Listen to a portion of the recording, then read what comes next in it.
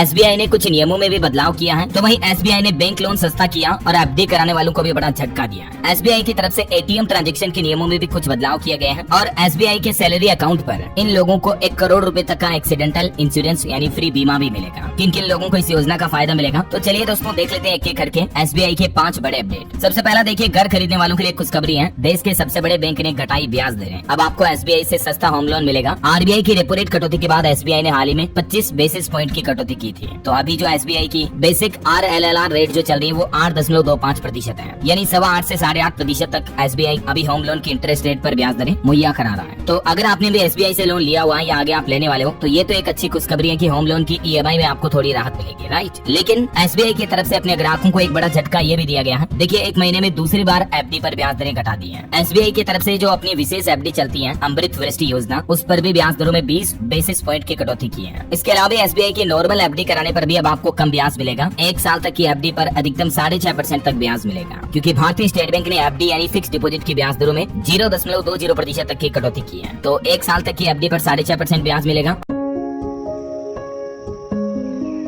अब आपको एसबीआई में कितना ब्याज मिलेगा, ये टेबल में आप देख सकते हैं। 7 दिन से लेकर 5 साल 10 साल तक की एफडी पर एसबीआई कितना ब्याज दे रहा है, जिसमें सामान्य नागरिकों के लिए अलग ब्याज दरें होती हैं और सीनियर सिटीजन के लिए अलग ब्याज दरें होती हैं। ठीक है, तो ये तो एफडी की ब्याज दरों में एसबीआई की तरफ से बदलाव किया गया। इससे पहले भी एफडी की ब्याज दरें कुछ कम की थी, जिनके भी रेट लिस्ट आप देख सकते हैं। और निवेशकों के लिए भी एसबीआई एक बड़ा अपडेट लेकर आया। देखिए आप, एसबीआई क्वालिटी स्टॉक्स में निवेश का भरोसेमंद फंड लेकर आया, जिसमें आप देश की टॉप 30 कंपनियों में पैसा इन्वेस्टमेंट कर सकते हैं अपने डीमेट अकाउंट के जरिए। इस फंड का नाम है SBI Nifty 200 quality 30 index fund. तो इसके नाम से ही आप समझ सकते हैं देश की जो टॉप 30 कंपनियां हैं उनमें आप इन्वेस्टमेंट कर सकते हैं। जैसे भारत का सेंसेक्स निफ्टी हो गया ना, उस तरह की टॉप ब्रांडेड कंपनियों में इन्वेस्टमेंट करने का मौका, ताकि आपका पैसा ज्यादा मजबूत और भरोसेमंद कंपनियों में निवेश हो सके।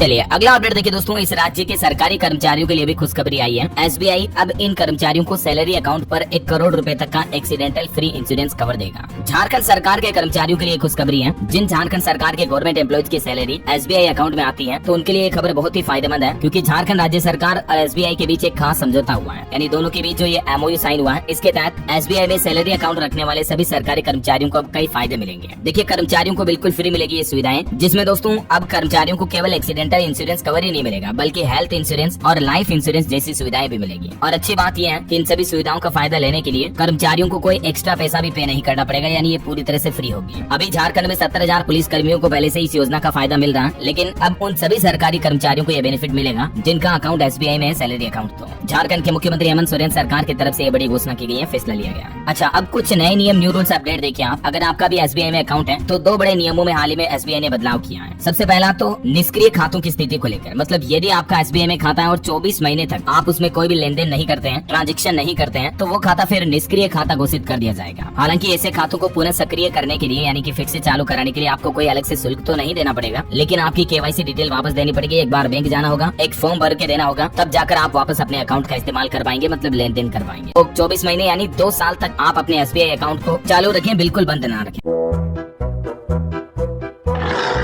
इसके अलावा देखिए, हाल ही में एसबीआई ने एटीएम लेन देन के नियमों में भी बदलाव किया है। यानी अगर आपके पास एसबीआई का एटीएम कार्ड है, डेबिट कार्ड है, तो हर महीने 5 ट्रांजैक्शन तो निःशुल्क होंगे, और अन्य बैंकों के एटीएम पर भी आप हर महीने 10 निःशुल्क लेन देन कर सकेंगे। लेकिन उसके बाद आपको शुल्क देना पड़ेगा। हाल ही में वैसे आरबीआई ने ये शुल्क देश भर के सभी एटीएम बैंकों के ऊपर बढ़ा दिए थे। यहाँ हम बात करें स्पेशली एसबीआई की, तो देखिए, निःशुल्क सीमा पार करने के बाद, यानी फ्री ट्रांजैक्शन लिमिट एक्सीड हो जाएगी, उसके बाद आपको एसबीआई एटीएम पर 15 रुपए प्लस जीएसटी प्रति लेन देन देना पड़ेगा। और दूसरे अन्य बैंकों के एटीएम से आप ट्रांजैक्शन करते हो, तो उस दरमियान 21 रुपए प्लस जीएसटी लेन देन पर देना पड़ेगा। यहाँ तक कि आप एटीएम मशीन पर जाकर अपने बैलेंस की जांच करते हुए या मिनी स्टेटमेंट निकालते हो, तो एसबीआई के एटीएम पर निकालना तो ये निःशुल्क रहेगा, लेकिन अन्य बैंकों के एटीएम पर इस सुविधा का लाभ लेने के लिए भी आपको 10 रुपए प्लस जीएसटी प्रति लेन देन, यानी हर बार चेक करने के लिए देना पड़ेगा। हालांकि इसमें कुछ विशेष छूट भी मिलेगी, जैसे कि जिन ग्राहकों का औसत मासिक बैलेंस 1 लाख रुपए से ज्यादा रहता है, मंथली एवरेज बैलेंस, तो उन्हें सभी तरह के एटीएम पर असीमित यानी अनलिमिटेड निःशुल्क लेन देन की सुविधा प्राप्त होगी। ठीक है, और इसके अलावा आप देखिए, कुछ एसबीआई ने अपने क्रेडिट कार्ड के रिवार्ड पॉइंट्स में भी बदलाव किए हैं। जैसे एसबीआई का जो सिंपली क्लिक एसबीआई कार्ड आता है, उसमें स्विगी पर मिलने वाले रिवार्ड पॉइंट्स को 10x से घटाकर 5x कर दिया है। और अन्य पार्टनर ब्रांड्स जैसे कि मंत्रा हो गया, बुक माई शो हो गया या अपोलो के ऊपर भी आप 10x रिवार्ड पॉइंट्स का फायदा ले पाएंगे, यथावत रहेंगे। और इसके अलावा जो एसबीआई का एयर इंडिया कार्ड आता है, उस पर भी अब प्रति 100 रुपए खर्च करने पर 15 की बजाय 5 रिवार्ड पॉइंट्स मिलेंगे। और air India SBI signature card पर, ये तो प्लेटिनम वाले के हो गए, सिग्नेचर वाले पर 100 रुपए खर्च करने पर 30 की बजाय 10 रिवार्ड पॉइंट से मिलेंगे। तो ये एसबीआई की तरफ से रिवार्ड पॉइंट में कुछ खास बदलाव किए गए। बाकी दोस्तों, एसबीआई के न्यूनतम बैलेंस को लेकर लेकर तो एक नियम काफी टाइम पहले से बदल चुका है। 11 मार्च 2020 से ही